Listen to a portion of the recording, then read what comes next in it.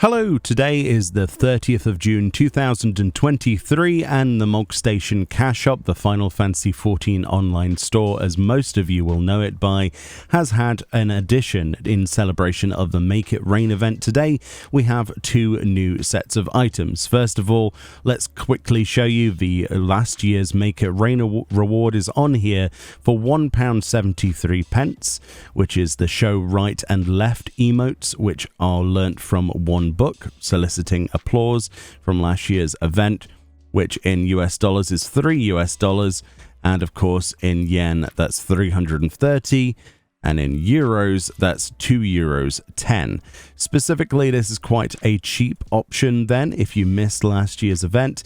And of course these they're really good, these emotes. They are persistent, they will persist. Once you have pressed it, it stays there until you move. This is really cool, and of course this means that you'll be able to get a hold of this. They do this every single time from a previous year's event. Items will get added to the cash shop, but that is not all today. There is a brand new glamour called the Seigneur's Attire, which I've probably butchered the name of, which is a 5-piece outfit, as you can see, that comes with a beret, a jerkin, gloves, breeches, and long boots, and is fully dyeable and is not gender locked. This is available for £11.16. Alternatively, that's $18.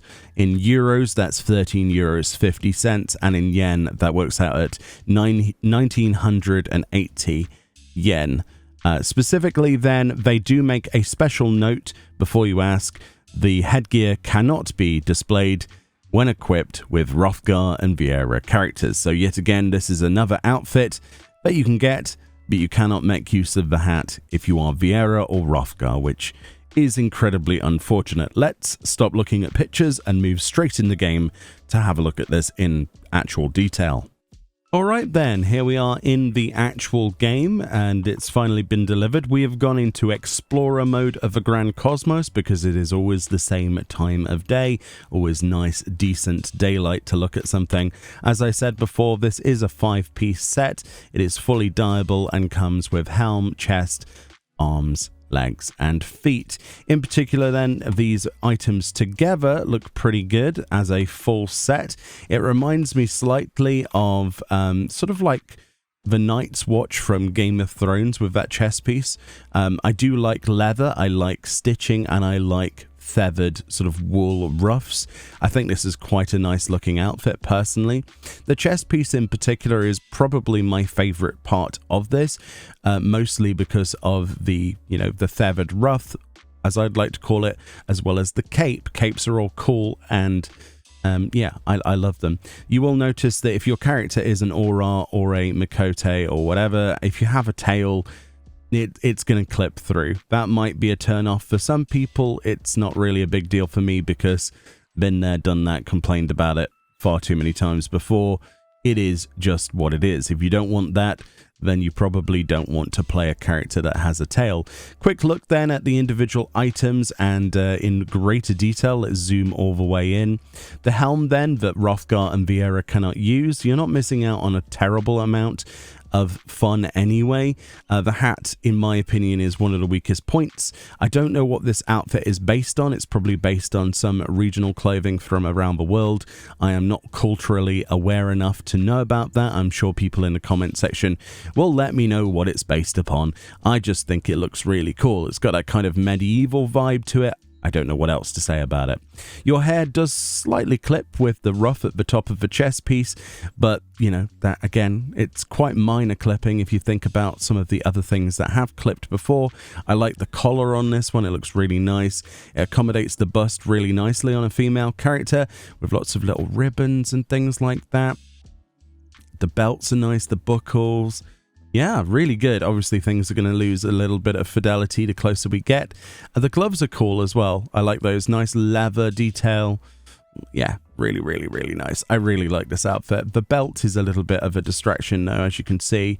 It's quite 2D, quite thin. I would have liked that texture there to be a little bit thicker than it is, because it looks a little bit paper thin on the angles, but for the most part I don't think people are going to be looking at this side on. The leggings are very basic leggings, and the boots are absolutely gorgeous. They are just below your knee, so they're shin high.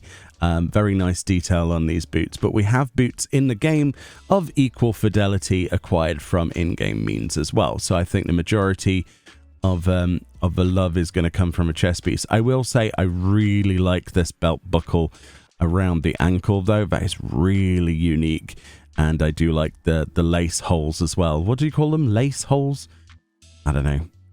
There's probably a proper name for where you put your laces through, and somebody who's like a shoeman will comment below. If you are a shoeman, if you make shoes, let me know what those holes are called. I could just Google it. Anyway, let's have a look if there are any differences with a male character, and then we'll go on to dyes. Okay, here we are on our male character, our male Makote, and as you can see, I've purchased this for another of my characters. You're welcome. Let's have a look at what this looks like then, if there are any differences at all, which I don't think there really are, other than obviously we're going to have less space for the bust, things like that, because the male character doesn't have a bust. Shorter hairstyles are still going to have some clipping with the top of the ruff on the chest piece. The hat looks exactly the same. Obviously, it's a lot flatter, the chest piece down the middle, but there are no significant differences. So if you were wondering if there was any differences between male and female usage of this, I can now assure you there certainly is not. I've also realized we didn't look at the individual pieces, so let's just quickly show you what it looks like just with the chest piece, just so you know exactly what you're getting per piece. With this, of course, you are not getting any legs or anything with the chest. It is that ruff and cuts off at the collar, which I think is a beautiful looking outfit piece. Let's also look at just the legs on their own, because, I mean, you're not going to see it otherwise, are you? So that's what those look like. And there's a detail that you wouldn't normally see, this belt buckle, because normally it's hidden, which is quite nice, actually, isn't it?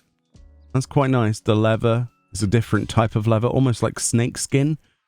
And then those are fairly basic, honestly, the rest of the legs on that. I like the fact they don't cut off here. They've got a bit more length to them, which is worth noting. There's so many legs in the game that cut off just below the knee at shin height, and it restricts the amount of boots you can use with them. Where, as you can see with this, you're not going to have that issue because it goes all the way down to the ankle, which means you can use shorter boots to give you a longer leg sort of look. I know it's simple, like basic stuff, but it is important to note, because when you're making glamour creations like recently I have done with Benedicta Harmon from Final Fantasy 16 and some of the other NPC recreations, it's really difficult to find legs that go that length. With the boots then, that's what they look like on their own. They do actually have a little lip here, little gap, and that sort of extra bit of leather at the top of the rim. Yeah, looks pretty good, doesn't it, honestly? But yeah, that's what those items look like individually, and there are no differences between the gender of your character. When it comes to looking at the dyes then of how this item dyes, I think you'll agree that they chose the right section. They chose the basic, the dark black color, the leather itself to change color. The feathered ruff sort of thing, as I've been calling it, around the shoulders, does not change color, which is really nice. I do quite like that gray feathering. It's really nice.